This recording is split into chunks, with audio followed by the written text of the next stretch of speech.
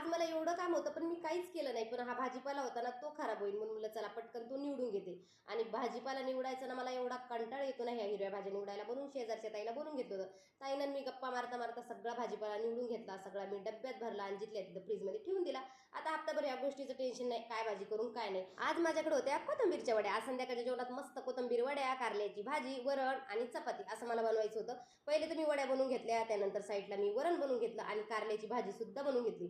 बाकीच्या ज्या गोष्टी राहिल्या त्या मी नंतर करणार. आता वाजले होते 7 आणि 7च्या नंतर आमच्याकडे दशामाताची आरती चालू होती, म्हणून म्हणलं चला पटकन आपलं आवरून घेते, घरातल्या देवाचे दिवे लावून घेते आणि त्यानंतर आरतीला जाते. एक नाही, दोन नाही, तीन ठिकाणी आमच्याकडे दशामाताचं आगमन झालेलं आहे, म्हणून आम्हाला आरतीला एका ठिकाणी कमीत कमी 20 मिनिटं तरी लागतात.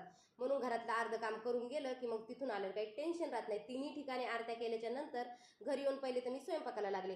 कोथिंबीरच्या वड्या तळून घेतल्या, चपात्या बनवून घेतल्या. वड्या माझ्या थोड्याशा तेलकट झाल्या होत्या, पण ठीक आहे, केल्या तर खायला छानच लागतं. जेवण झाले की नेहमी माझा थोडासा टाइमपास चालतो आणि त्यानंतर मी भांडे घासते. पण आता असं नाही, आता इथून पुढे 10 दिवस पटकन आवरून घ्यायचे, कारण की इथून पुढं गरबा खेळायला सुद्धा जायचंय. तसं तर आमचे जेवण झाले होते, पण भाभी माझ्यासाठी मालपुआ घेऊन आले होते. ही रेसिपी मी बऱ्याच वेळेस बघितली पण कधी ट्राय नव्हती केली, कारण ही रेसिपी आपल्याकडची नाहीच आहे, तर मग कधी ट्राय करायचा प्रश्नच पडत नाही. पण भाभीनं आणून दिली, खाऊन बघितली, खरंच खूप छान होते. एखाद दिवशी मी नक्की ट्राय करीन. चला तर पटकन भांडे वगैरे घासून घेतले, किचन वाटा साफ करून घेतले.